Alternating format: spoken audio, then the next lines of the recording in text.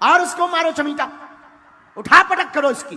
क्या सच में बागेश्वर धाम के पास दिव्य शक्तियां हैं या फिर इनका असली चेहरा कुछ और ही है? पुलिस ने सारी बातें जनता के सामने लाकर खड़ी कर दी हैं। दोस्तों, आजकल यूट्यूब पर फिल्मी हीरो हीरोइन कम और हमारे बागेश्वर बाबा कुछ ज्यादा ही ट्रेंड कर रहे हैं। आए दिन इनकी कोई न कोई वीडियो वायरल होती है। ऐसे में इतने कम समय में बागेश्वर बाबा ने इतनी ज्यादा प्रसिद्धि कैसे हासिल करी और इनकी शक्तियों की क्या सच्चाई है? क्या वाकई में इनके अंदर शक्तियां हैं या ये सब कुछ पाखंड है? आइए जानते हैं। दोस्तों, हमारे देश में बाबा, संत, महात्मा जैसे लोग बहुत सारे आए हैं। कोई अपने प्रवचन से लोगों को अपना भक्त बनाता है तो कुछ लोग नाच गाना करके लोगों को आकर्षित करते हैं और कुछ बाबा तो ऐसे हैं जो अपने भक्तों को गुलाब जामुन और समोसा खाने की सलाह देते हैं।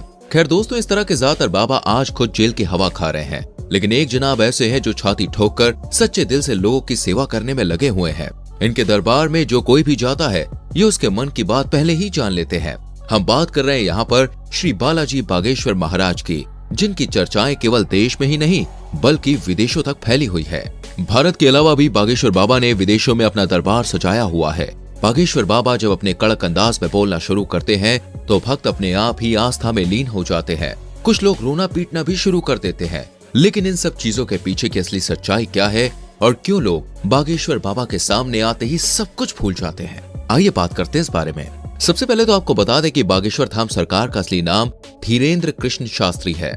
इनका जन्म शरदपुर के छोटे से गांव गढ़ा में हुआ था। इनका जन्म बहुत ही गरीब ब्राह्मण परिवार में हुआ था, लेकिन गरीबी के आलम में अपना बचपन गुजारने के बावजूद आज धीरेन्द्र कृष्ण स्वामी बड़े बड़े अरबपतियों को भी अपने दरबार में झुकाने की शक्ति रखते हैं। कहा जाता है कि धीरेन्द्र कृष्ण स्वामी हनुमान जी के परम भक्त हैं और 12 साल की छोटी सी उम्र से ही इन्होंने बालाजी यानी कि हनुमान जी की सेवा शुरू कर दी थी।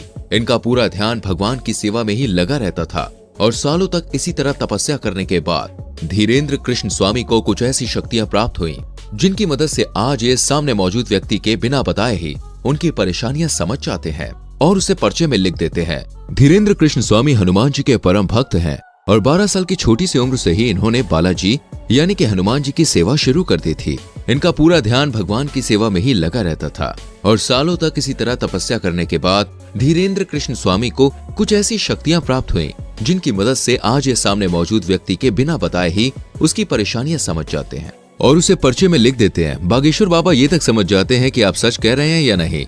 इनके द्वारा लिखा गया एक एक शब्द 100% सत्य होता है, जिसका सबसे बड़ा प्रमाण यह है कि आज तक कोई भी इन्हें झूठा साबित नहीं कर पाया है। असल में होता यह है कि जिस किसी भी शख्स की अर्जी को बालाजी सरकार स्वीकार कर लेते हैं, उस व्यक्ति को या फिर उसके परिवार के किसी भी व्यक्ति को लगातार 2 दिन सपने में बंदर नजर आते हैं। और ये कोई मनगढ़ंत बात नहीं है दोस्तों।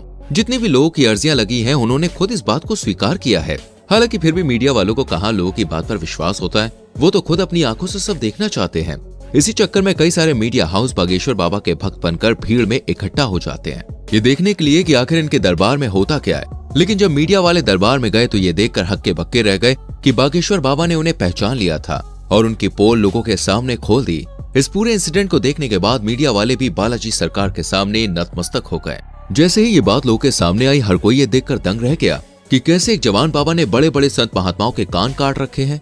धीरेन्द्र कृष्ण शास्त्री कहते हैं कि उन्होंने बालाजी महाराज की मदद से अब तक लाखों लोगों की जिंदगी संवारी है। बागेश्वर धाम सरकार की कृपा अपरंपार है, तभी तो जो कोई भी इनके दरबार में जाता है वो कभी भी खाली हाथ नहीं लौटता।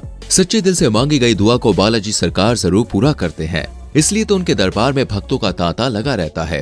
हर कोई बस एक ही मनोकामना करता है कि कैसे भी करके मेरी अर्जी लग जाए और बागेश्वर सरकार उसे खुद अपने पास बुलाए। कई महिलाएं तो इनके खूबसूरत चेहरे को देखकर मोहित हो उठती हैं। अब इनकी जगह कोई दूसरा बाबा होता तो वो इस बात का जरूर फायदा उठाता, लेकिन बागेश्वर महाराज ऐसे नहीं है। उन्होंने हजारों लोग के सामने इस तरह की महिलाओं को अपनी माता और बेटी कहकर सम्मानित किया है। वैसे तो ये अपने गांव में दरबार लगाते ही हैं, लेकिन दोस्तों उसके अलावा ये दूसरे जिलों और अन्य राज्यों में भी अपना दरबार सजाते हैं। ऐसी स्थिति में वहां भी बड़े बड़े मीडिया कर्मी और पत्रकार बागेश्वर सरकार की परीक्षा लेने की कोशिश करते हैं। ये नौजवान युवक माथे पर तिलक लगाकर आखिर लोगों को फंसा रहा है क्या, या फिर वाकई में इसके अंदर कोई दिव्य शक्तियां हैं भी, जिसकी वजह से दोस्तों एक बार तो बागेश्वर महाराज जी की तरफ से पत्रकारों को चैलेंज दिया गया, जिसमें पत्रकारों को हार का सामना करना पड़ा, क्योंकि अपने दरबार में आने वाले हर एक शख्स के मन में क्या चल रहा है उसका ज्ञान बागेश्वर सरकार को बखूबी रहता है। वैसे बहुत ही कम लोगों को धीरेन्द्र कृष्ण शास्त्री की बैक स्टोरी पता है। असल में इनके दादाजी भी बालाजी के बहुत बड़े भक्त थे और वो भी अपना दरबार सजाकर लोगों के कष्टों को दूर करते थे। हालांकि उनका दरबार छोटा होता था, लेकिन उनके अंदर मौजूद दिव्य शक्तियां काफी ज्यादा प्रबल थीं। इसलिए कोई भी उनके दरबार से निराश होकर नहीं जाता था। और वहीं से धीरेन्द्र कृष्ण शास्त्री ने भी बालाजी की तपस्या करनी शुरू की। धीरे धीरे यह हनुमान जी के परम भक्त बन गए, परंतु उनके दादाजी की मृत्यु के बाद दरबार सूना सा हो गया, जिसके बाद लोगों ने धीरेन्द्र शास्त्री से दरबार सजाने के लिए कहा। शुरुआत में उन्हें अपनी शक्तियों का ज्ञान नहीं था, इसलिए वो इस तरह की चीजें नहीं करना चाहते थे और सिर्फ बालाजी महाराज की भक्ति करना चाहते थे। लेकिन फिर जैसे जैसे धीरेन्द्र शास्त्री के अंदर की शक्तियां बढ़ने लगी, वह लोगों की मन की बातें पहचानने लगे और एक टाइम ऐसा आया जब उनके अंदर भी अपने दादाजी की तरह ही दिव्य शक्तियां आ गईं और अपनी शक्तियों की वजह से गांव में रहने वाला एक साधारण बालक आज पूरी दुनिया में बागेश्वर धाम सरकार के नाम से प्रसिद्ध है।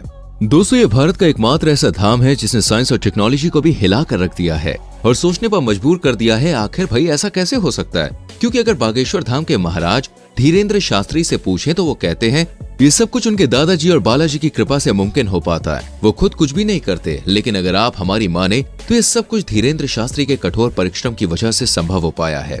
12 साल की छोटी सी उम्र में जहाँ बच्चे अपना घर का पता भी नहीं बता पाते, उस उम्र में ये दिन भर हनुमान चालीसा का जाप किया करते थे और उस निरंतर जाप ने इनकी बुद्धि को इतना ज्यादा प्रबल बना दिया कि आज ये उस स्तर पर पहुंच गए हैं जहां इन्हें लोगों के मन की बात को समझने में रत्ती भर भी समय नहीं लगता और ये जो कुछ भी कह देते हैं वो पत्थर की लकीर हो जाती है, जिसका सच होना तय है।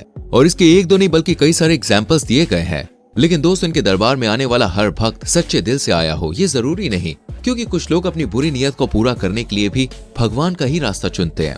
और जब कोई ऐसा इंसान इनके दरबार में आता है, ये दूर से ही उसे पहचान कर उसके मन की गंदगी को लोगों के सामने साफ जाहिर करते हैं, ताकि कोई भी ईश्वर के दरबार में बुरी नीयत के साथ ना आए।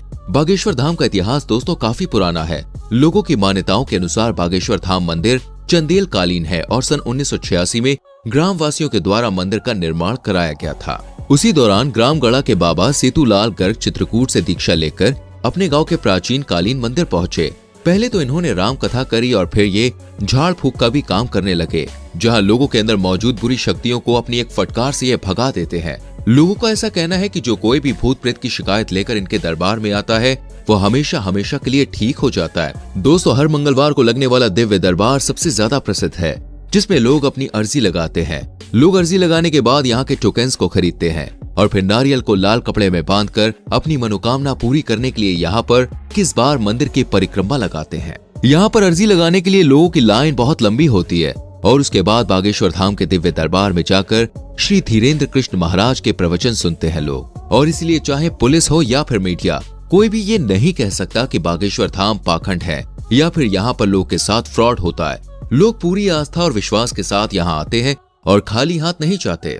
तो दोस्तों, आज के लिए बस इतना ही। आपका इसके बारे में क्या कहना है कमेंट करके लिख सकते हैं। वीडियो को लाइक और शेयर जरूर करें और आने वाली वीडियोस को देखने के लिए चैनल को सब्सक्राइब करके बेल आइकन प्रेस करें, जिससे आपसे कोई भी वीडियो मिस ना हो। हम मिलते हैं आपसे अगली वीडियो में। अपना बहुत ख्याल रखें। Bye bye, take care.